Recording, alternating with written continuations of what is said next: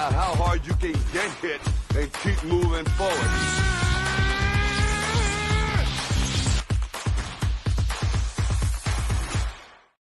Yo, it's been so fucking long, but welcome back to the latest episode of the AEW Dynamite review show. As always, hosted by your boy TK. And I'm not going to go through this long-winded intro like I always do because I'm pretty sure you just watched us on our AEW Dynamite watch along. So, really quick, if you didn't watch us, let me swing it. Let me do some intros. All right. First of all, before I introduce my guests, I want to introduce my co-host on this show, my boy, Dirty Dango. How you feeling tonight, brother? I feel fantastic, Tim. I cannot wait to get going, so let's get into this. It's Wednesday. My man, and you know what that means. Kayla, you write the damn article every week. It's Wednesday. You know what that means. What's good, girl? How you feeling? Better than I was last couple days, so.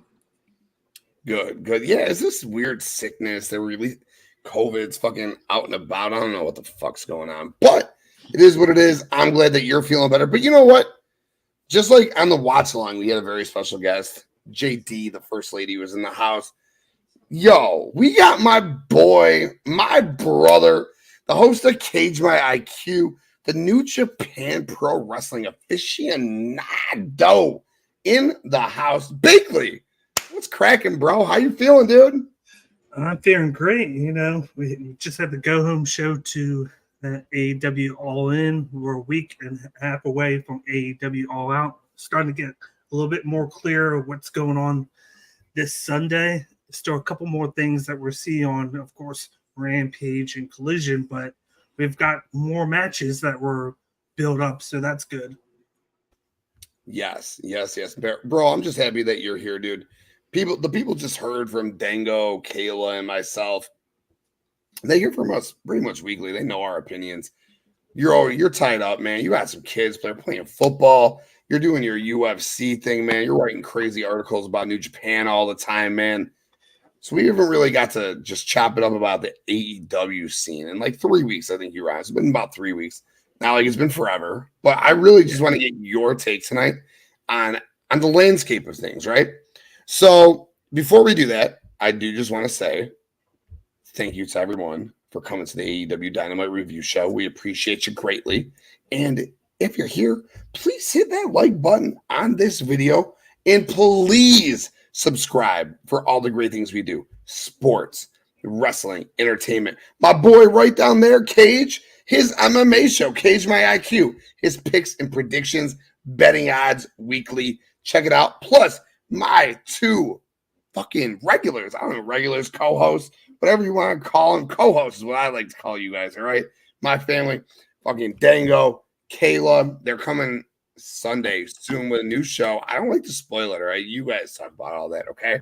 But they coming together with tag teaming it up as they do, as they should with the new show, man. So like, subscribe, so much great stuff. And you just got to watch us, as I always say, whether you want to download the app, whether you want to put Bloodline Entertainment Network into your Google search bar, you can find us. You got Spreaker, you got Spotify, you got Apple Music, you got iHeart, you got Google Music, whatever it is, wherever you can find your audio, you can find the Bloodline Entertainment Network. And when you do that, the best of all is going to pop up everything we do.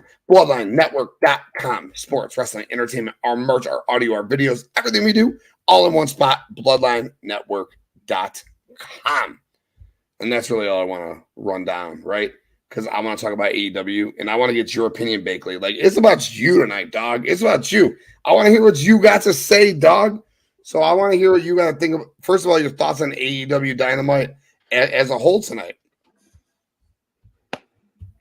I like the show from a whole standpoint. Like, I missed the first 10 minutes, which I'm pretty sure probably was the opening to Moxley and Rey Fenix. So I saw the last hour, 50 minutes. I basically saw a majority of it, but I enjoyed it. There's a couple of lull points that probably could have been better, but they did a great job of storytelling for a few things. Of course, at the end, you had the whole ending with Adam Cole and MJF with Aussie Open. They're trying to further the story about friction within the two. I like the fact that Adam Cole almost kicked MJF, and then MJF kind of got mad. He was playing with his Dynamite ring, and then he put it back in and hugged him. But it's like it's playing at both sides. It's making you want to think who's going to turn on who, because you know it's inevitable. I think it's going to be Adam Cole, because MJF will be too obvious of a choice there, and they're playing with the strings of everybody's emotions, which is great.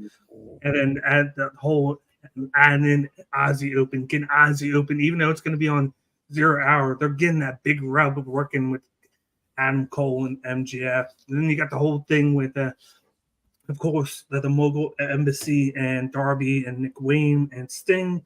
I like the fact that they kind of kicked out AR Fox, and now he's back with the good guys, and it's a way to kind of plug in Christian, because we all know that it's Christian and Darby for the TNT title at All Out. So it adds a little bit more to that story. You know it's going to be Christian, because he is the true TNT champion. But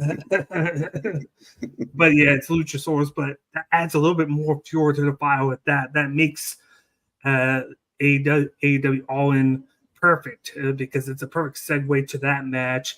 Maybe we get a Swerve and AR Fox at All Out. Maybe we get that because of the turn, and it adds a little bit more intrigue to the coffin match. So I like how they did a nice segue there. Of course, you got the return of badass Billy Gunn. It's not just daddy ass; it's badass Billy Gunn. Is that what he said? Did he say that? He said he's bringing back the badass Billy Gunn, aka ZX style. Yeah. So it's because he said daddy ass won't be able to go to London, but badass Billy Gunn will be able to. So it's a different version, kind of like, Matt Hardy, how he has different versions of himself. But this is a lot better, because you're not going to see this. This is going to be a one-time thing. He said he's already had 2 times. This is the last time. He was like, he's going all or nothing with this shot. AKA, he's going all in on the third time's a charm with the trios titles. So it makes me believe maybe they win it. Maybe they take it from House of Black. And I know I've been saying in the chat, like, Andrade this, Andrade that. I fear to forget that he's a Collision guy, and I kind of like that. I kind of like that he's not appearing on both Dynamite and Collision. He's just appearing on Collision. So maybe this is a thing to where they lose it, and then Andrade comes in and gets his shot with the Malachi Black. That makes a good future match. I'm just trying to think whether they pull the trigger now at All Out, or do they kind of marinate it a little bit and wait until 4 Gear, because that's going to be a fire match. They've done a great job with Andrade. They're doing a lot of different things that they're working with now, like we've talked about. But over the beginning of the summer, they're kind of making mistakes and not really doing the storytelling, but they're doing a lot better job now. Of course, we also got to talk about the Ospreay, Chris Jericho situation. You got Sammy getting kind of involved in it, so I'm kind of intrigued where that goes with Sammy and Jericho. But I love the back and forth with Jericho and Ospreay, how it goes. I picked up the phone. I called you. I told you to dial it back. You're taking too many risks. Your body's not going to be able to last that long. You need to change things up. And then, of course, he did. He mentioned that they were supposed to wrestle at Wrestle Kingdom, but the pandemic ruined that. So this is kind of like a retake of the match, and it's actually better now because Will Ospreay has redefined himself. He's become a main event player. I love the fact that he goes, in 6 months, my contract is up, so I'm looking to make money. He was like, he even said, he said Saturday night, he's doing an indie event. He's doing an indie event at Rev Pro. It's him against Shingo Takagi in a match, because he's trying to make as much money as possible for his woman, his parents, his stepson. He's trying to put his stepson through school.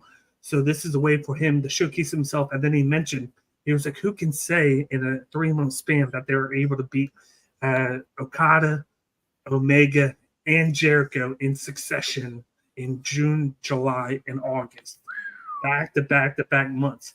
If he can do that, that's going to keep his legacy there. and especially with him being a free agent and at the end of the year, he's going to command a lot of money. That's why I mentioned you got MJF's contracts up, but then you've got Ospreay's contracts is going to be up too. So that's two huge free agents that we're going to have. We're always talking about MJF, but Ospreay is going to be a huge one too. He's older. I think he's 30 now, but man, that guy is a main event player. I would want to see him versus Punk. I like the fact that he mentioned CM Punk's name. He paused, looked at the camera, and said CM Punk as guys that he's better than. So you know that's going to be a future matchup. They just did a great job with all the different lingos, all the different things that they're cooking up. I like the fact that they gave, of course, Sky Blue a match with RubySoho, give them some work before we still got Collision, which I think they taped it already. I think they taped it Saturday. They did a double taping on Collision because they're going to be in London already. I'm looking at these different matchups. I think I forgot one match. Oh, of course, Rey Fenix can't travel because of visa, so they did a great job writing him off, but creating another feud in the instance. You got the Lucha Bros, and you got the return of Santana and Ortiz. I've been reading this. God damn, just come on. They need to be challenging for the tag titles in the next few months. I'd say, if not, at least by a Revolution, give them a tag match to get them fluctuated into the tag team division. They're one of the only teams not to win it. I thought they would have won it already, but they haven't. I'm glad that whatever friction between the two of them is fine now, and they're back together. They seem to be doing a heel tag team, which is great. I want to see that match at All Out. Give me that match at All Out right away with the Phoenix able to wrestle in Chicago. You got all these different matchups. I'm sure we're going to get into All Out right after All In. It's going to be able to create more of less chaos because we're waiting to see what more matches because we only have 3 matches for All In. But you kind of have to wait until All Out, but you kind of have to wait until All In is complete to be able to kind of gather up all that's happened and see what's going to happen the next week. And then you have 2 more shows. But like they're able to get a lot done in a short amount of time. And I was pretty impressed with what they did. Bro, first of all, your synopsis of that was fucking incredible. I'm glad we went to you so you can break it all down. Great job. I'm with you. I know a lot of people are unhappy about, not booking both shows. And I get it. First Lady, she's like a huge proponent of the fact that they should have booked both shows early. I get it. I agree they should have booked All Out. It's kind of ridiculous that they're going to try to sell a pay-per-view based off of 1 week of booking. But I do understand that it's not really 1 week of booking. The matches that they're going to put together have been kind of booked off of time. But I get her stance on why you should have been doing this from the get. Because put matches for All Out specifically. You should have put more matches together. Not All In. All In you could have booked. Go ahead, Bakley. It's a once-in-a-lifetime situation where you can work Wembley, where you can fit over 90,000 people into a stadium, make a lot of money. This might be just like a one-time thing. We don't know if it's going to happen next year, just like it happened, 6 years ago when they did the inaugural All In. And like you didn't know it was going to happen again. So I think that's why I give them a little bit more leeway with it because you're going to have All Out every year. You're not always going to have All In, especially in an arena like Wembley that packs a crowd so big. I believe the last one that they did was SummerSlam. I think that was the last one that they had. Yes.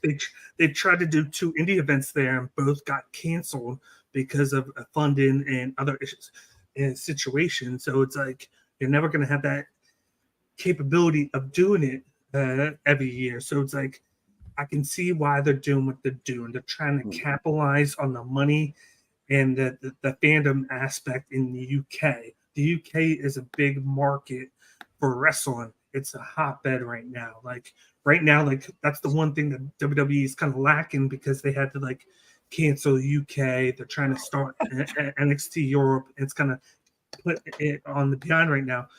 But you can kind of capitalize on this make the money, book the matches, and try and do your best to have matches derived from AEW All In to All Out. Yes. And they do have a few right now, but you kind of have to wait until these matches happen to get more. And it is a little bit of you do that. You can go Kenny against Takeshita, and you can do multiple things. But I want to acknowledge the chat really quick because you guys are popping off. You're awesome. Yeah. We need a Dan versus Dan match. And you know what? I got a thing we're going to do. I've already processed. I already have my pencil in my hand for the Bloodline. For our next pay-per-views, we're putting All In and All Out together. Is what we're doing. Are you counting Payback too and crowning a new champ? Yeah. I already have the plan together. What my plan? Fuck it, I'll announce it right now. I don't give a fuck. I'm gonna acknowledge the 3 champions that we have, the 4 champions that we have. No, the 3 champions we have. We have the Intercontinental Champion, we have the United States Champion, and we have the Women's World Champion. And I'm gonna see what they want to do. If they want to turn their belts in, and they want to go for the World Championship like TNA style, and that'll be our World Championship match, and everything else will be. We'll go from there after that.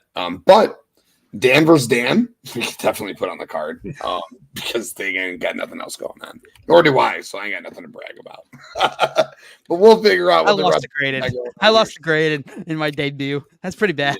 And I lost the Pump Boy title in the same night. I'm Not a the best constant night. loser. Fucking Finn Balor.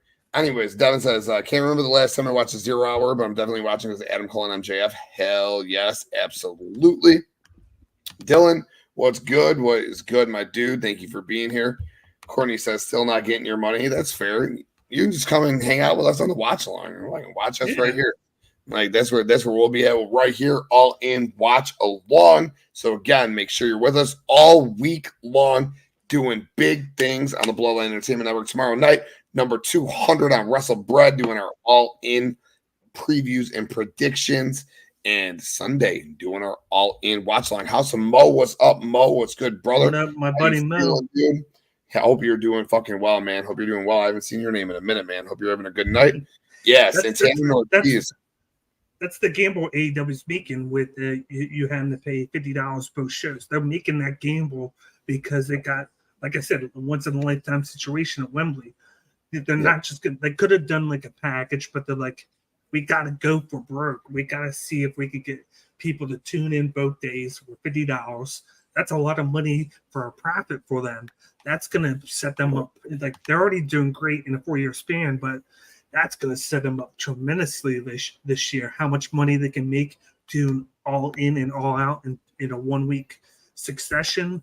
You got to think about the money signs for them there. Like they're getting, especially UK and Chicago. Those are 2 big wrestling hotbeds.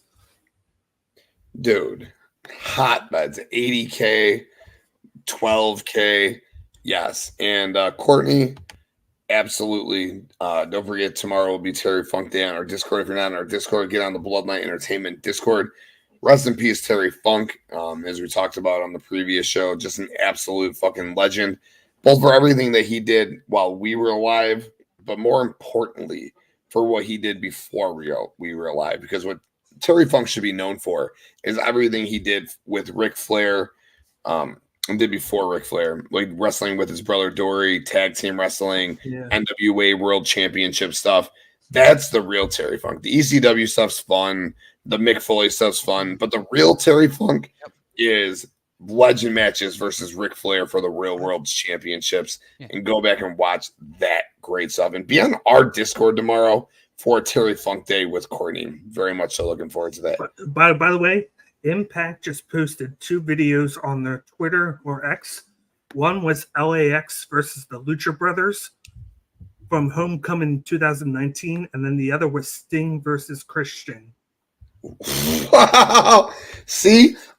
Oh, fuck. You called that. Dude, all right. I do want to talk to you about that because you said you could explain it, and I want you to explain it, but I want to go to Kayla really quick, okay?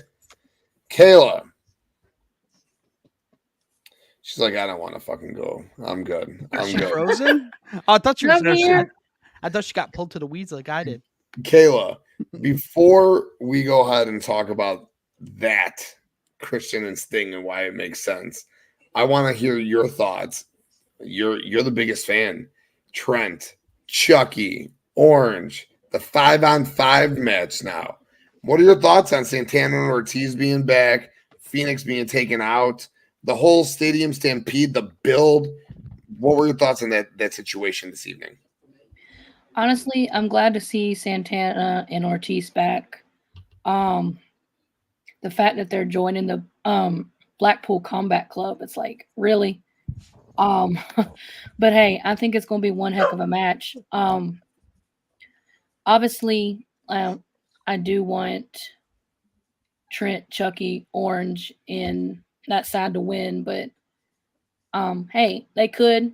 I mean, because they didn't win the street fight, so this might be their way of getting a chance to be in. And I'm still going to stand what I said, that since she's been left out and since it's basically anything goes, I have a feeling that we may, regardless if it's just hitting somebody over the head, steel chair, kicking somebody, or just make an appearance to say, hey, you don't screw around with my guys, my best friends, and that's going to be an appearance by Miss Chris Statlander.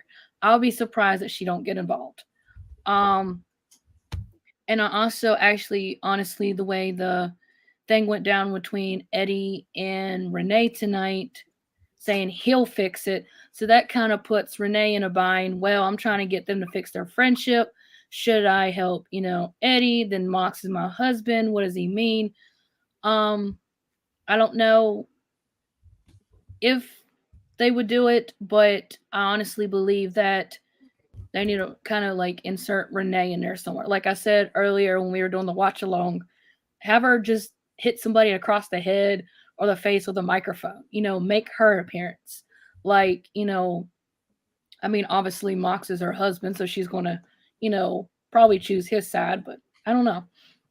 But I'm looking forward to it. Like I said, hopefully I would like for Eddie's side to win, to give, push for the other side. But like our first lady had said, it's going to be interesting how they're really going to do it with the fans. So with that being true, it might be more like in your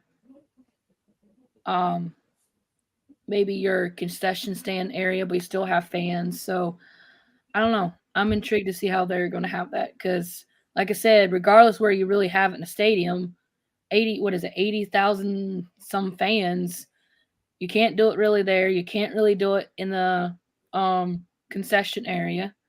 So hey, we might see some of it going on in a bathroom at this rate. Who knows? Whether it's really not.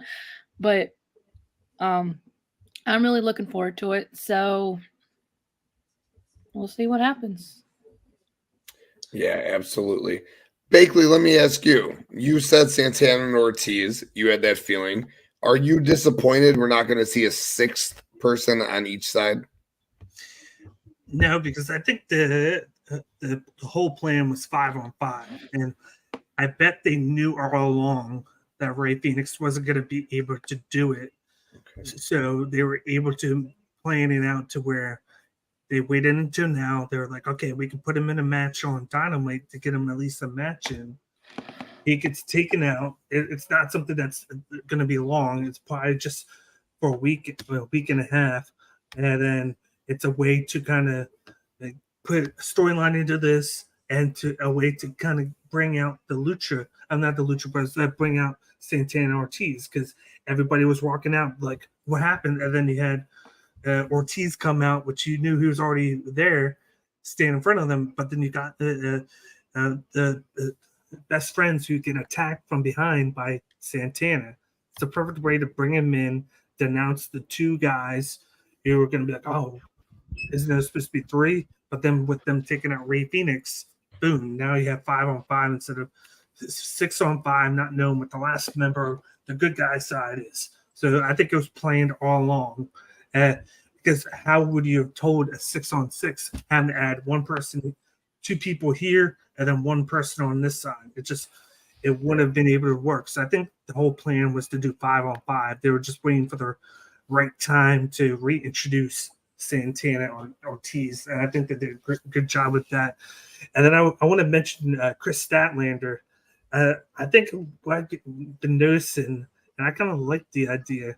She's been on Collision the last couple of months, like the last month or so. So they've been splitting up the TBS title and then the women's title. They've kind of split them on each show, and I kind of like that idea. Because you got the 4-on-4 match that's been kind of going on Dynamite, but then you got Statlander, who's been working on matches on Collision, and then she's starting up this new feud with Mercedes Martinez. So I kind of like that action there. And then maybe I don't think we're going to get anything at All In, but maybe they get that match at All Out, and then you get a little bit more of that this Saturday, and then next Saturday you'll get a little bit more of it too. Statlander versus Mercedes at All Out is pretty much 100% going to happen. And then I guarantee, because I just have this feeling, because we had it last year at MGF. Yeah, Chris Statlander retain, and then you got who, the former champion, could come back at All Out. Oh, so you think Jade and not Thunder Rosa? I think you could have both. For all we know, you could have both because just like last year, MGF left at he left at Double or Nothing, came back at All Out. Who left at All Out? I mean, who left at Double or Nothing this year after getting pinned, and then could come back now? Like, it could be a replay just within the women's. And then we do know that Thunder Rosa is supposed to be coming back soon because she's been working these mini 5 to 8 minute matches before Collision. And when she comes back, she's going to be on Collision. That's why I think that's part of the reason why maybe they brought the TBS title over there. So it gives her the title to go after. And you got 3 women there, big names that you can go after each other and feud with. Yes. Statlander, Jade, and Thunder Rosa. Yes. It's huge, dude. Huge talent. Kayla's rolling her eyes because she's like, damn, my girl's going to lose the belt. But that's big time talent on that show. No doubt about it. Bakley, before we talk about Sting and Christian, let me ask Dango. Sting and Christian, what do you think about them being in this? The AR Fox story tonight, okay? So, as we all know, and we all loved, all right, we all loved AR Fox and Swerve, Mogul Embassy, AR Fox and Swerve jumping Nick Wayne in the barn was awesome. I thought AR Fox looked dope as fuck with Mogul Embassy, just a natural fit. So before I go to Bakley about Sting and Christian and why about all this makes sense, I want to hear about this AR Fox thing. Is this a swerve from Swerve?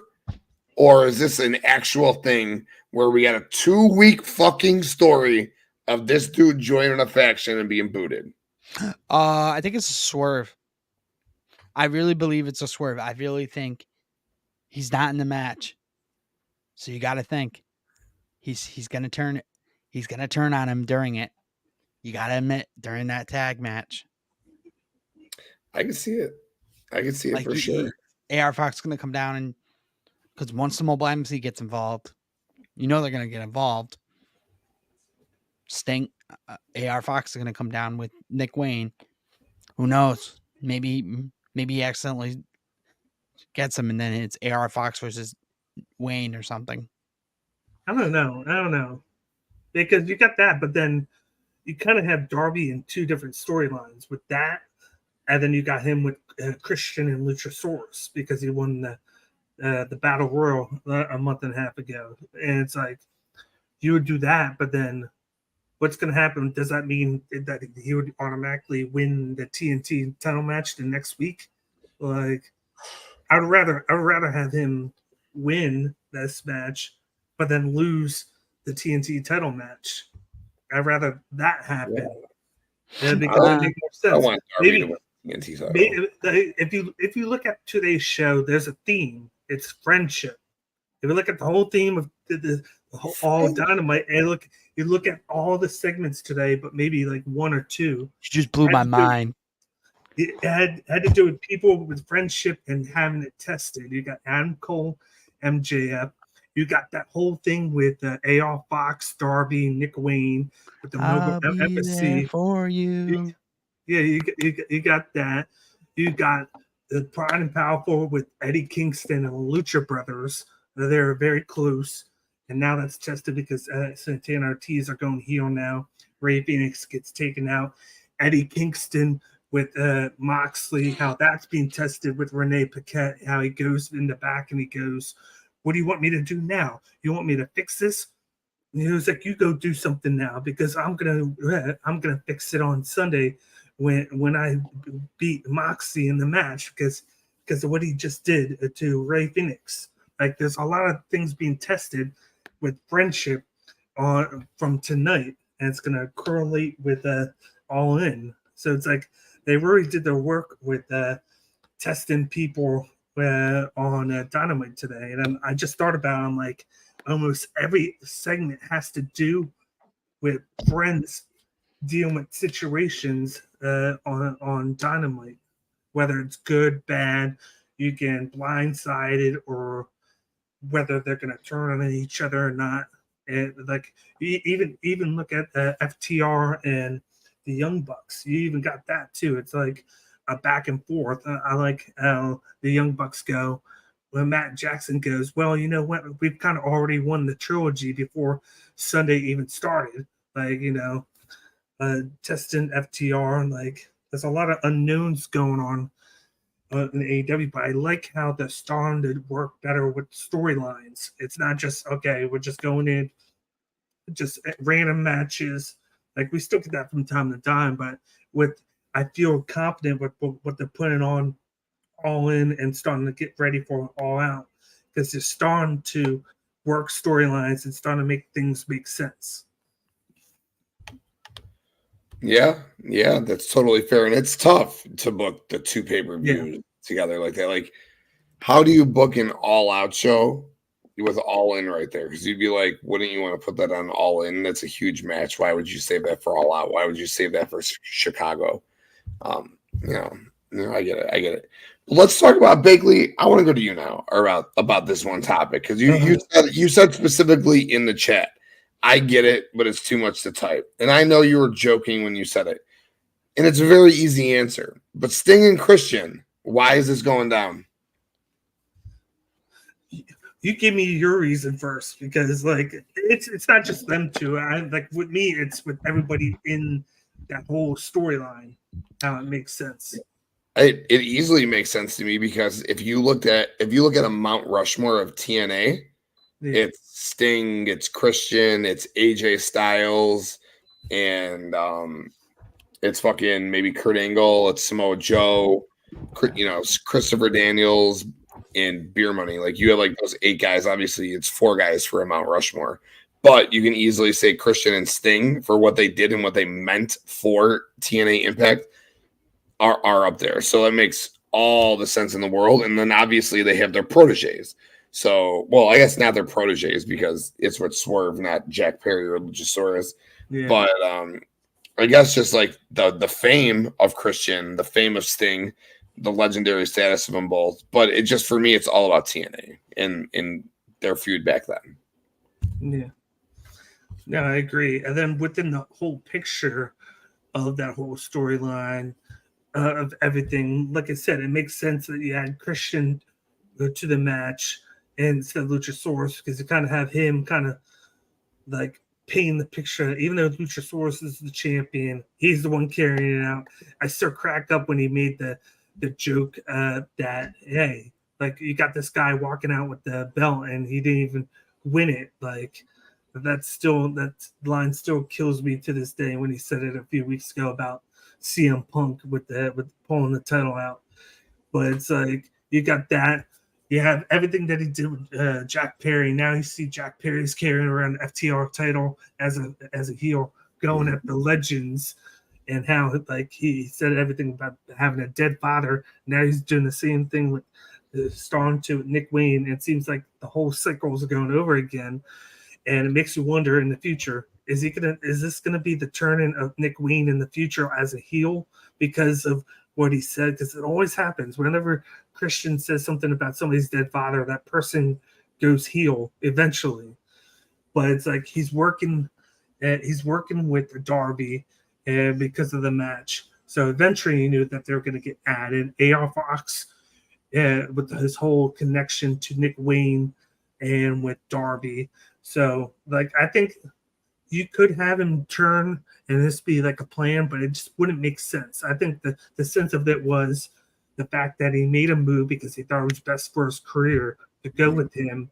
And then because he got pinned, Swerve says, you know what, you're fired. And then it gets attacked. And then they go save it down. He's like, okay, I made the mistake. He was like, blah, blah, blah. Darby was like, you know what, come back. He was like, I give you a second chance.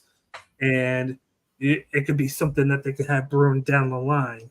So it's like now you still can have both storylines going at once with the Mogul Embassy, which would be more kind of like maybe Nick Wayne and AR Fox, and then you have Darby with Christian / Luchasaurus. So like you still can kind of ring around both things with Darby, where Darby doesn't initially have to be the focal point of both. He could be a focal point of one, but then more of a side piece to the other because he's more of a mentor, even though he was mentored by AR Fox. AR Fox is the one that kind of gave him his big break. Whereas when you think of that, you got AR Fox gave Darby his big break, and then Darby gave Nick Wayne his big break.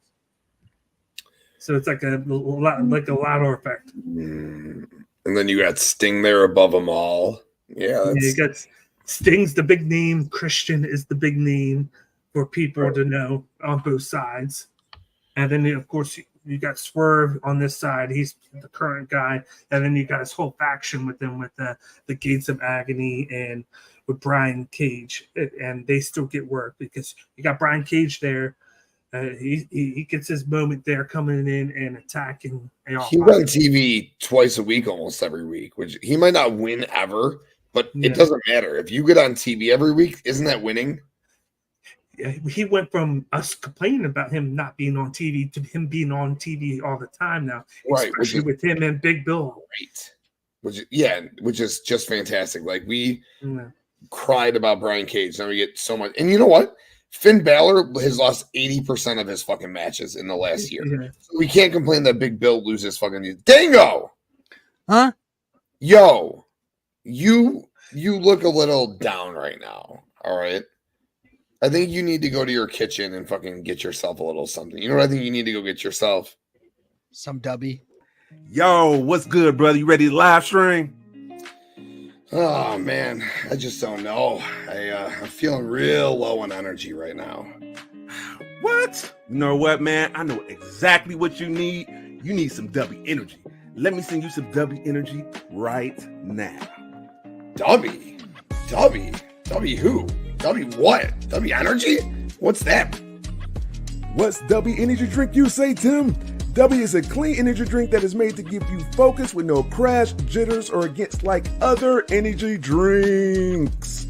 W energy drink contains no maltodextrin fillers and don't use artificial dyes. W energy drink also contains vitamins, amino acids, nootropic, and 150 milligrams caffeine. Here, Tim, try W's energy drink, latest flavor, Dragonade.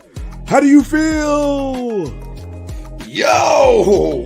Oh, I'm feeling so much better. Damn, where do I get some more of that W from? Oh, that's what's up. Just go to the awesome website, w.gg, and use our special code Bloodline1 and get 10% off right now. Oh, Dango, are you feeling better? Oh yeah, I feel a lot better. A lot more energy. That even just by the commercial alone. Good. Glad you're feeling better. Now, you know what, Dango? I want to ask you, what the fuck do you want to talk about, bro? What do you want to talk about? We can talk about anything. I don't think we really addressed the main event, the MJF and Adam Cole sitch. Let's talk MJF Adam Cole. Bakley, do you have an opinion of how this match is going to go down? Oh, yeah. I mentioned this earlier when you were doing the watch along with the Adam Cole and MJF. You know what's going to happen. You know, everybody thinks that MJF is going to turn heel, but it's just too obvious. I think Adam Cole's going to turn. I think I said it earlier. I feel like in the tag match, you got Roderick Strong and the Kingdom are going to help the Aussie Open win, but then they're going to come back in the main event and they're going to help Adam Cole win the world title, and it's going to be a whole ruse to kind of like blindside MJF, because you got the feeling that there's friction between Adam Cole and Strong, and then you got the Kingdom, because that used to be a stable. Adam Cole was the lead man with the Kingdom and Canellis Bennett, and he was the Ring of Honor World Champion. And then you're going to find out there was a whole thing that they had planned to help Adam Cole win the title off of MJF. They play with the emotions of MJF, and that's where you get the heel side of Adam Cole, and you get the hybrid style of MJF, where you know he's not going to be full babyface, but he's going to be like kind of both sides. He's still going to have that asshole mentality, but then he's going to be more of a good guy now. Like, that'd be the way I plan it. You get Adam Cole back in the stable with both his, of course, his Undisputed Era brethren in Roderick Strong, and then with his guys, the Kingdom, and you get a bigger version of the Kingdom. Fuck yes. Kayla? What he said, basically. You said that like 3 weeks ago. Yeah. I mean, everything's adding up. You know, just seeing that signs there that Cole is going to turn. And like I said, Roderick Strong and the Kingdom's going to be definitely a big factor in the tag titles. Like I said, obviously lose them and, you know, help them win the title against MJF. And I mean, I never thought I'd say this. MJF has actually grown on me since he started been teaming with Cole. So I'm kind of hoping it stays like that, because, you know, they always say MJF is like, he always says I'm like the biggest asshole. But so we know how MJF was getting towards the title, how he was at the beginning of the title versus how he was when he started teaming with Cole with the title. And he's had it for so long. So now my question is, you know, like Bakley said, it's probably going to be more like he's going to be mediocre. Like, he's still going to have that heelish part of him. And then he's going to have that, you know, face, you know, play victim, basically. So now that we've seen, you know, his personality go up and down with the title, makes me wonder, is he going to intrigue a little bit? Not necessarily copy WWE on this, but kind of like have MJF doing a little mental breakdown like Becky Lynch did when she lost her title. You know, just kind of, I mean, that's what I'm saying. Just a little mental, maybe scope out, or have him ask, what did I do? Why did you turn on me? I thought you were my friend, you know, just something. So, but anyway, like we said, I'm ready to see him.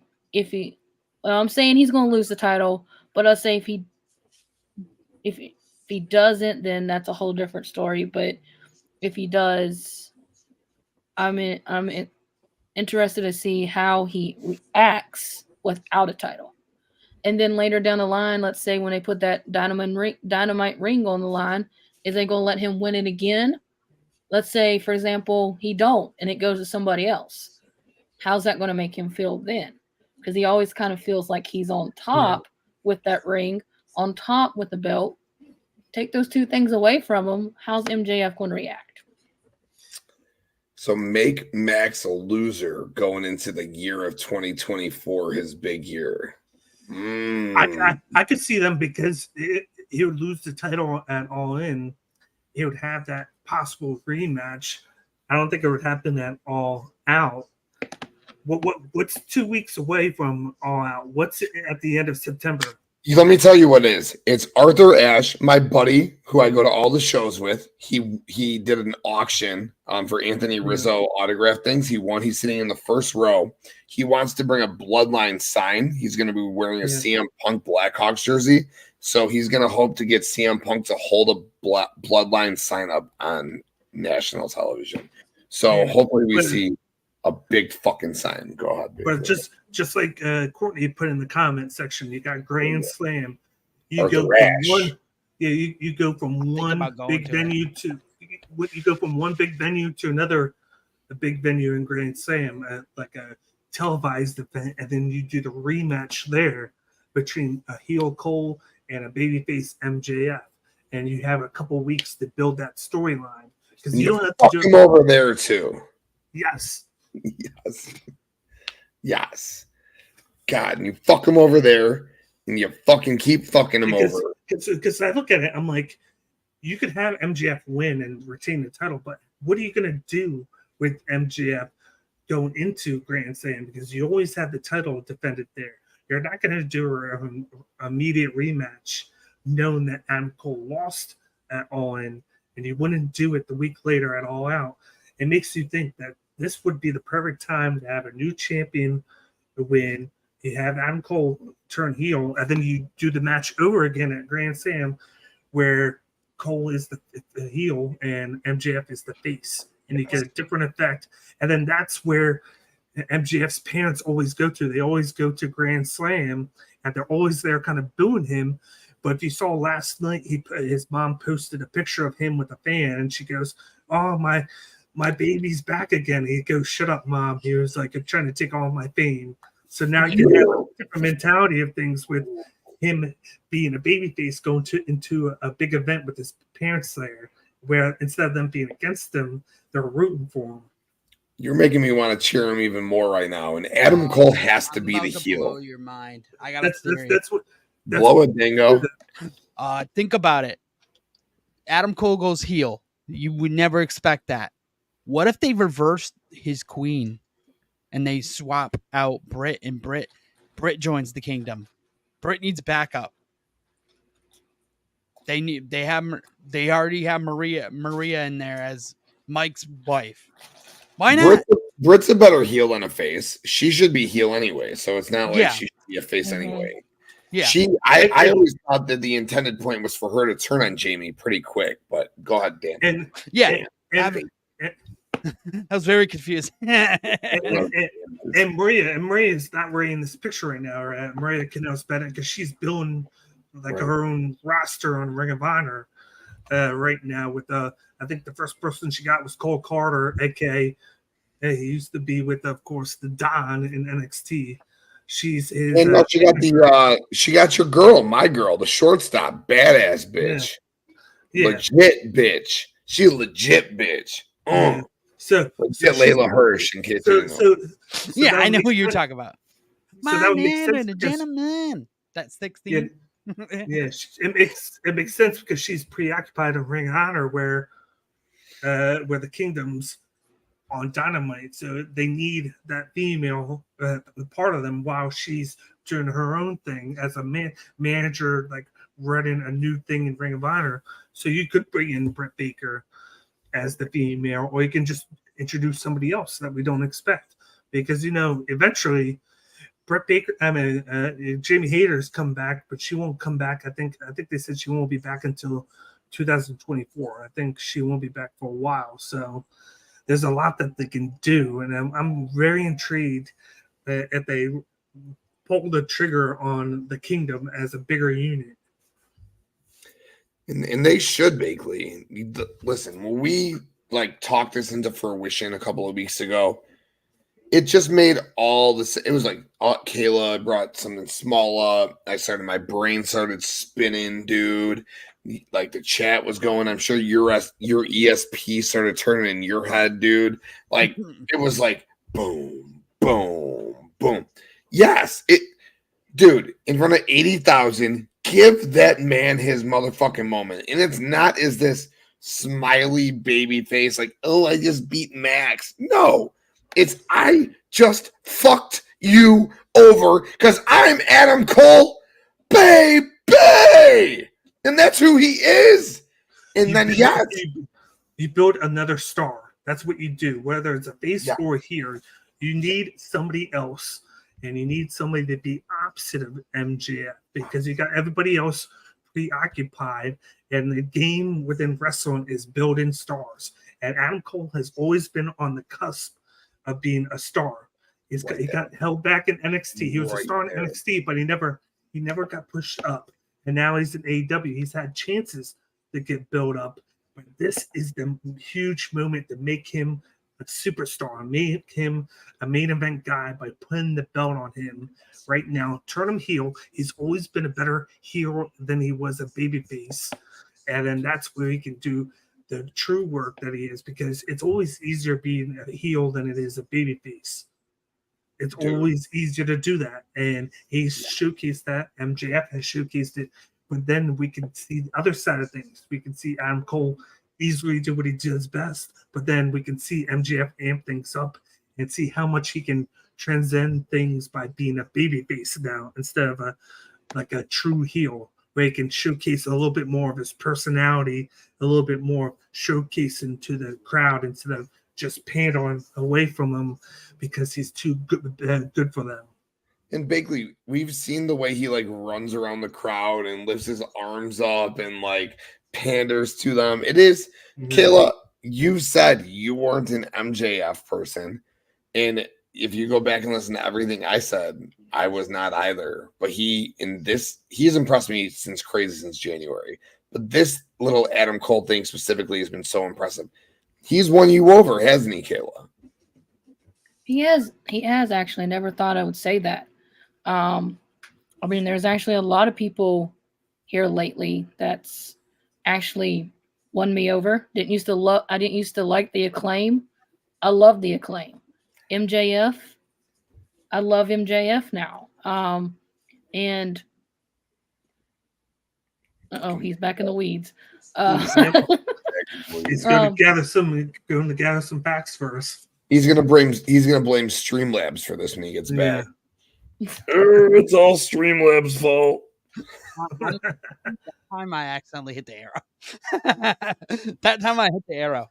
I was supposed to the other screen. Kayla, what were you saying? And I'll say in WWE, LA Knight's growing on me. I never thought I'll have LA Knight grow on me. So that's, and it happens. It all took for Adam Cole, someone that you like in one brand, to bring him over to team up with maybe the biggest jackass ever in AEW to make you grow on him. So, I mean, as a heel, you'd always say, as a heel, always thought that MJF cut most amazing promos, and that's the part they always say, multiple say, if you don't hate someone as a heel, they're not doing their job. Well, MJF was doing that. So now you bring Adam Cole in, regardless if it's really like we discovered or discussed, is it really a legit friendship? No, we're all just thinking he's going to eventually turn, so many. But yeah, it happens. It's maybe even sometimes you're just like, why did they grow on me? And it just, you can ask, Dango over there, like for the longest time, every time the Acclaim would come on TV, I would just send him the little face palm emoji because I didn't like the Acclaim, but they grew on me. So Kayla, I can give you a perfect. Have to go with what Chief said. Bakley, hold up. I don't mean to cut you off, but you're going to answer my question and then you can go. I'll give you the perfect example of this, Kayla. Two things. First of all, AEW. I hated AEW, and I love it now. And number two, wrestler. Orange Cassidy. Yeah. Bakley, how did I used to feel about Orange Cassidy? God, what a worthless fucking idiot. Pockets. God, idiot. Sucks. Honestly, he He could be their world champion, and I will bless his motherfucking soul. You are fuck. I won't call you God. He is a complete glitch in AEW Fight Forever, especially when you put your hands in your pocket and you could just suplex people. He's amazing. Give me in the future. Give me him to drop that title, and then give me a main event of Orange Cassidy, babyface versus a heel Adam Cole for the title. Oh, and then you get a Will Ospreay to take it off of him, and a CM Punk linger, and a Moxley, and a Bryan, and Jay White. God, the fucking company is just loaded. Honestly, loaded. I'm about to get below. The Kingdom makes way too much sense. You know why? Then Adam Cole is champion. You can now have Kenny go back after the title. You finally get that feud, and he has his backup. And you remember Kyle O'Reilly could come back and fucking join the Kingdom too? Go ahead, Dan. Yup, exactly. But like that's Kingdom. Everybody forgets. Not only did they work in Ring of Honor, they worked in New Japan as well. They were champions in both companies, even though it wasn't for that long of a time. It seems like they were together for a long time, but they really weren't. I think it was only like a year or so, but they all had championships when they won. But like, I have to go with the Tribal Chief with the whole thing with MJF and Adam Cole. The big thing with that's got everybody sucked in is storytelling. Getting you sucked in with everything that they're doing, with the vignettes, with the promos, with the matches, with how they react with each other. We thought they're just going to get put together for that whole tag team thing, and it was going to make no sense. They were going to lose the title match to FTR, and then they're just going to break up there, and then that's how you got like a match put together. But they ramped it up, added to it, and then they went all the way to where, oh, we didn't win these tag titles. Now we're going to go after these ones, and then we're going to have a match together just because I trust you now. And it's like, I said this like a month ago. I was like, Adam Cole's just going to suck him in. It's going to suck him in with the kindness, because we already see the babyface Adam Cole. We're like, whenever we see this, we always see Adam Cole turn on a dime, just like that. And it's always, even though you got the diamond ring, you got the covenanted Adam Cole with this stab in the back hug, going like this. And it's like, you always get just enough baby face of Adam Cole just for him to turn heel for like 2 years. It's always, you can always expect that to happen. And she's gone. Magic. You guys are playing proof down there. But yes, Bakley, he gives the fist bump hug, almost like the LIJ hug on the back of whoever it is. He's going to turn. I can't wait. When he does it in front of 80K and Roddy comes out, and it might be accidental. It very well could be accidental. Because you got to suck them in. You got to suck them in. That's why I said with the tag match, you have the Kingdom. You have the Kingdom cost them the match because you don't want them to think that they're going to help him win the world title. And you could even tell the story to Full Gear, though. You could you could say, okay, so say, hypothetically speaking, that Adam Cole and MJF just lose the ROH tag title match just because. Or let's just say that Adam Cole and MJF win the ROH tag titles because they have been hyping this for so fucking long now that I cannot give my strategies away. No, we won't predict all. Anyways, they're going to win. They're going to win those belts. They're going to win those belts. They would not have hyped the way they've hyped if they weren't going to win these belts. They're going to win the belts, and then Adam Cole is going to turn on MJF in the main event, but it's going to be inadvertent. Roddy, I don't know if it's going to be the full Kingdom, and I've said yes. I put the whole thing together where it's the full Kingdom and the heel turn. I think in front of 80K, it ends up being kind of shoddy. We don't get shoddy finishes, but the Kingdom's out there, Roddy's out there, and Roddy inadvertently helps Adam Cole. Maybe MJF puts a diamond ring on, all right?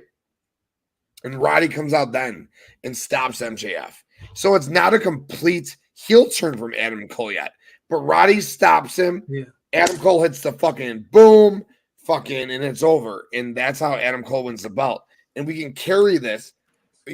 maybe they have to defend the tag titles at Arthur Ashe, and then we get the rematch at Full Gear, and we finally get they're going to get heated. The only problem is we're going to the only problem climax. is with the Go ahead. The only problem with that is the fact that they always defend all the titles at Arthur Ashe. Fair. They make a big event of it.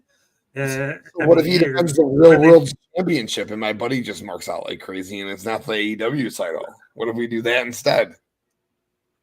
Oh, I'm just kidding. Dango, hold your shirt. Put your shirt up. I still think that down the line, you could have him end the storyline by being MJF twice, but then MJF can always go to Collision and work with CM Punk for the Real World's champion. There's so much afterwards. There's so much that you can do. There's so many stars in this company. MJF and Punk and Adam Cole, Ricky Starks, they're Jay White, Will Ospreay, Bryan Danielson, Jon Moxley, Heyman, Adam Page. You know what he's going to do? He's going to put it on him just so that you can sell Ring of Honor. The Ring of Honor, the Ring of Honor, because of how popular MJF and Adam Cole have been, for him to sell that. What do I, Dango, what do I religiously say about Ring of Honor? Their title, they mean nothing. Literally nothing. So if you put their tag titles on Adam Cole and MJF, people like me who love and respect this company would have to say that they mean something, right? Yeah. But at the same statue, just the fact that they're putting the Ring of Honor tag titles on the 0 Hour, and you're making it relevant by having them go up against Adam Cole and MJF, you're already getting your eyes on it there within that, just by putting those titles on the thing. I think that's the only Ring of Honor titles that are being used at All In. And and Joe's title's not talked about. I couldn't tell you who the ROH World Champion is. I know it's Claudio, but again. Speak of that, we got that. We got Samoa Joe who's on the card, and even though he's TV champion, he's going after the Real World's champion. At all. I would like to see Joe and Zack Sabre Jr. in all honesty. Yeah. But I digress for sure. For sure. It is what it is. If Adam Cole and MJF win the ROH tag titles, I don't know that I could say that they're relevant until I see what they do with them. But at the end of the day, family, Adam Cole's walking out of that show with the fucking world championship in front of 80,000 people. There is zero doubt in my mind about that. Bye, and 1,080,000 going, bye. And they might be shocked and confused, did he just cheat to win, or was that what happened? But at the end of the day, isn't he the face going into the match? But UK don't care about that. The UK, I'm curious to see. That's why I'm going to be wearing my headphones, because I want to hear this crowd in a big, big way. I'm curious to see how the UK acts on this show. But how they react to Punk, how they react to him, how they react to everything. They're going to, 70 large are going to boo Punk, and I'm cool with it. Yeah. and just a little trivia. When Adam Cole left the Kingdom, where did he go? What group? United Undisputed Era. No, he went from the Kingdom to Bullet Club. Oh, and then when he got kicked out of Bullet Club, that's when he went to NXT. And honestly, the big, you can't trust Adam Cole. Finn Balor learned that, and so did Kyle O'Reilly. Went like that time where Kyle O'Reilly wanted to induct Finn Balor into Undisputed Era, and then he kicked him. He freaking Pele kicked him. Gargano right in the head. That was fucking awesome, dude. Yeah. God, that was awesome. And then that's another after. We don't even know whenever Kyle O'Reilly's ever going to come back, because the neck, he's been working to come back. That's like a whole nother thing there. And we're not gonna mention Bobby Fish right now. God, he fucked himself so bad with the WWE and the Impact. Just the way the crowd reacted to him in Impact, he Adam Cole would have to have some serious, which he does, but he would have to have some serious pull and want Bobby Fish back for that to ever happen because they don't need Bobby He Fish. would. But, honestly, he's got enough pull. Red Dragon, though, is that team. But if Kyle O'Reilly can't come back, then Bobby Fish is useless as hell. I think that's it. I would like to. I think we're all pretty level set on the NXT or the NXT. Fucking, we were just talking about NXT and the AEW Women's Championship match, the Fatal 4-Way. I think we're all thinking Saraya walks out with that. Is that correct? Yep. With it being in UK, it makes sense with her family being there. Yeah. For sure. And then the fact that Jericho mentioned that don't be surprised if you see her brother wrestling on Ring of Honor soon. It's awesome. And she has to win, right? Like, the reason it went from Tony to Sheeta is because Sheeta never got to defend the title in front of a crowd. Just like we all WWE fans yearn for Drew McIntyre. You don't want to create tension between that trio right now. I'm very happy. I'm very happy for her brother, especially from that movie. And you watch, especially from that movie, the one that Paige did, Saraya. Yeah. Yep. So then she has to win it. The reason Sheeta won it was solely because she didn't get to defend it in front of the crowd. She got to do it on Rampage once. She got to do it on Dynamite twice. And she gets walking. I get what Courtney's saying. That shitty way to do Sheeta. Sheeta gets to walk into All In that big crowd as champion. Right. So that's a huge thing for her, even if she loses that match. Right. She got to defend the title twice and then goes in as champion. I agree. Yeah, Courtney, it is. If you want to say it's a shitty way to do Sheeta, I get it.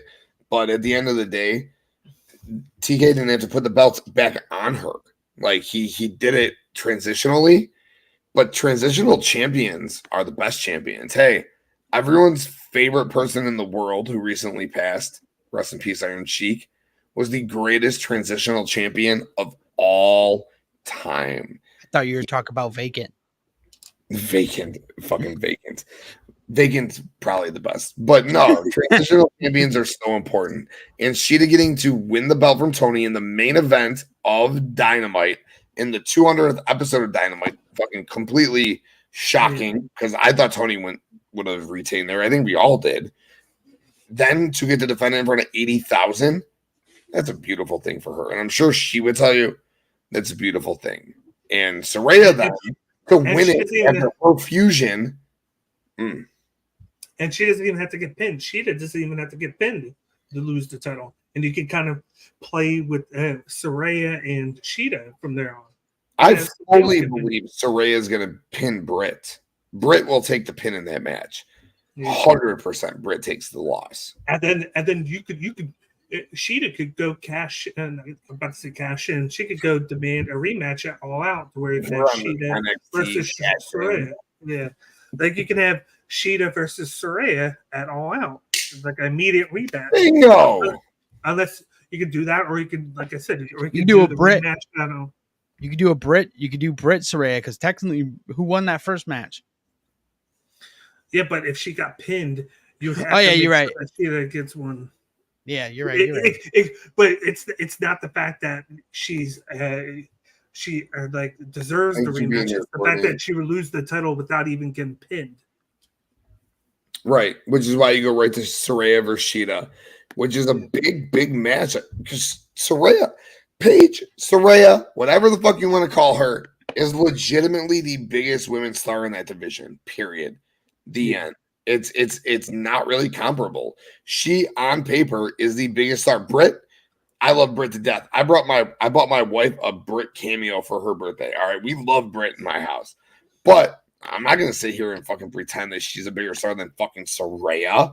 Okay, Saraya is who people know, or say Paige. Okay, they know who that woman is. So that woman winning in front of her family and friends in front of 80K. After having to retire for 6 fucking years and saying she's never coming back, my God, I don't care if Sheeta takes it back at All Out. Good fucking moment for her, dude. This is her comeback story. Yeah. If she wins, which I honestly, like we said, if we're saying that she wins, and if she don't win, I'll be surprised. But if she walks out as champion, this is her comeback story that she's been waiting for. And, you know, I'll be happy for her 100%. Because like you said, like we've stated, England, where it all got started, in front of her family, and her getting a title after an injury that she never thought she'd be coming back from. So, Question for you guys. What would it be? What would the match be if Jamie Hayter never got hurt? Oh, Tony versus Jamie. Jamie takes the belt 1-on-1. Yeah. I'm not sure what Saraya does. Yep. It just works out because you got 2 UK stars that could fill in. Like if Hayter was there, it would have been her. But because she's not, you can go to Saraya. It kind of works in AEW's favor where you could go from one to another and just kind of easily do that. Yep. Yeah. Yep. Absolutely. And I don't know what Saraya would have done then. And I don't know that Saraya holds his belt for very long, in all honesty. I think she might be a transitional champion herself. But again, what's better than winning the belt in front of 80,000 people that you call your own? I don't think very much of anything. Yeah. But my family, I think that's all we got for tonight. We had a hell of an AEW watch along earlier. We want to thank the First Lady again for coming through. Want to thank everyone who tuned in then for coming through. We had a hell of an AEW Dynamite review show. Bakley, thank you for coming on, bro. It was fucking great hearing all your takes, bro, hearing your thoughts. It was fucking awesome. I look forward to just let people know where they're going to find you this weekend, and let people know we're going to find you, period. Because we got a lot going on in the Bloodline, period, this weekend. So, Bakley, thank you so much for joining us this evening. Let the people know where they can find you this upcoming weekend and where they can find you. Yeah, me and Miles are recording UFC Singapore, our picks and predictions. We pushed that to Friday. Miles has a busy schedule, so we're recording that tomorrow. So you can check out the upload for our picks for UFC Singapore this Friday at 3 p.m. Eastern on the Bloodline Entertainment Network. You can find it on my Twitter /X. You can find it on Instagram. You can find it on the Bloodline Entertainment Network. All that stuff with that you can find our, of course, content on there. Check that out. And then you got Cage's Bet Slip. I'll have that out for you guys tomorrow night. I'll have that for you guys. Last week we hit everything. I think out of all 6 or 7 bets I put out, we only didn't hit on one. We killed it. I went 11 for 12 on my picks. Just from I think I got to call Baker last making week. money. I told Melissa I was going to put 200 in my bank account and follow the bet slip. Fucking Christ, I should have. And we killed it last week, so we had 3 straight weeks of plus money with Cage's Bet Slip. So check that out. And UFC Singapore is coming on at 5 a.m. Eastern because they're in Singapore this week. So that's why I'm going to have that out earlier than usual because of the early time card there, which works out for wrestling this weekend. So I don't have to try and go between both. I'm hoping to pop on tomorrow for the show to do our predictions for that, depending on my schedule. But I'm definitely looking forward to watching All In this weekend. And then, of course, in the future, keep an eye out because I'm pretty sure me and Tim King will be talking some New Japan in September because they got a huge pay-per-view coming up, 3 different dates for Destruction. We got a lot to talk about. We got a lot to, with the recap of the G1 Climax going into September. There's a lot going on in wrestling, and we're going to deep dive into that in the future. Oh yeah, you should be. And plus, you'll be big on that UFC, WWE stuff that breaks down that starting next month. Endeavor's coming, the mergers come in, football's coming. New Japan's got 3 monstrous shows coming that's going to lead into the Super Juniors, into Wrestle Kingdom. You might see something like Cajun King coming something soon. You might have something a little special there. But Bakley, appreciate the fuck out of you for coming on, man. Your insight's always fantastic. Thank you for joining the show. And my people below, my family below me. Let's start with you, all right? Let's start with you, Carolina boss lady, writer Chaos, part of the Queen's Takeover podcast. Let the people know where they can find you. I'm Writer Chaos on the X, Instagram, and also my game hashtag on Xbox now. So if you want to play gaming, Fortnite or whatever, find Writer Chaos there. Also, you can find recordings of the Queen's Takeover podcast for the QT Bow Down through the X and Instagram as well. And my articles and previews are on the BloodlineEntertainmentNetwork.com. And like we keep stating and doing, coming soon in a couple weeks, it will be the debut of Outrage Control with Dirty Dango. So I'm kind of excited to get that going. So let's go. Appreciate you so much, Kayla. Everything you do, coming on to the watch along, coming on to the review show. I will, of course, throw my ones up for you, girl. Appreciate you. And my guy, the co-host of the AEW Dynamite watch along, the co-host of the AEW Dynamite review show, my boy, Dirty Dango. Let the people know where they can find you, brother. You can find me at Swag. What is it now? I totally forget what the Swagger Bomb 92. Swagger Bomb 92. It's pretty bad. I don't even know my name because I'm usually on the Bump Boy one. So if you want to just hit me up, just hit me on that one. It has more subscribers. That's why I go on that one. and just check out that or check out my shorts or my videos. I know I got some great shorts. You could also find me in the weeds.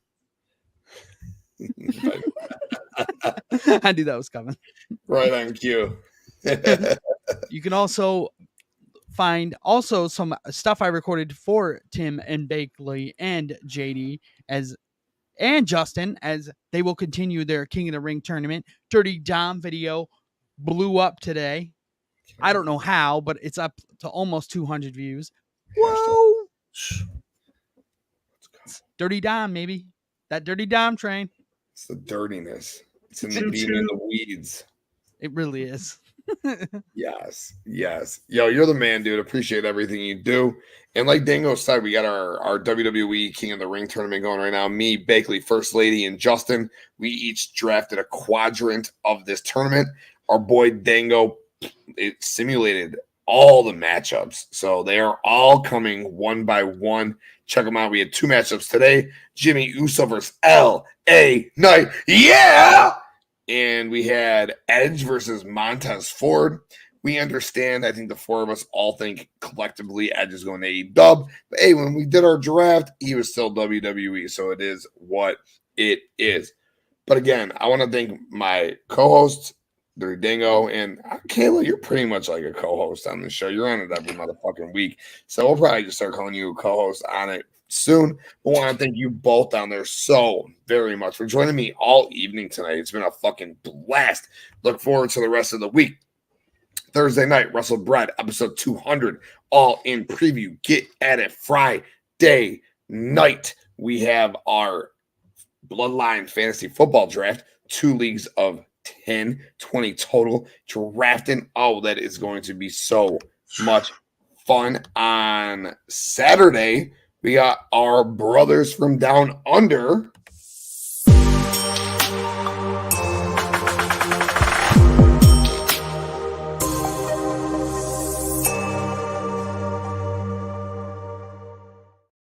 That's right. We got our brothers from down under coming on doing their second live stream, Alan and Tom. So be sure to check it out. And Sunday, what are we doing with Sunday? We are doing our All In watch along. So come watch All In and make sure you come and join us because we're going to be having a blast. So from tomorrow to Sunday and then shit end it next week. You know how we do. Come and join us on the Bloodline Entertainment Network. Thank you guys all so very much for joining us. Please hit that like button on this video. Please hit that subscribe button for more content like this. Hit that bell. Sports, wrestling, entertainment. We got it all for you. And yo, listen, if you're in the car, you're driving, you ain't got to watch us, you want to listen to us, just put Bloodline Entertainment Network into any of your audio apps, into your Google search bar, Spreaker, Spotify, Apple Music, iHeart, anywhere you get your audio, it will come up. And so will BloodlineNetwork.com. We're home for sports, wrestling, entertainment, all our audio, all our videos, all our merch, all the Kayla's articles, all the dirty. I was about to call you Dirty Dan. Man, all of Bakley's articles on there. We got so much good shit going on there. I just want to thank everyone again in the chat. Thank you guys all so much. And tune in next week and tune in tomorrow to the First Lady. And actually, through my whole exit, I missed probably the most important thing of all. Go to fucking Twitch right now and just sit there and wait as the tribal chief is going live in his mission on Destiny 2. All right? So go over, as you know, we do gaming every night on Twitch. So get your ass over to Twitch, okay? And go watch the tribal chief. He'll be fucking doing Destiny, playing games, talking about whatever else it is that comes up. So go join the tribal chief in the chat for Destiny 2. And now that I got everything plugged up, we get to go. And for your boys, and for your boy, TK, we out.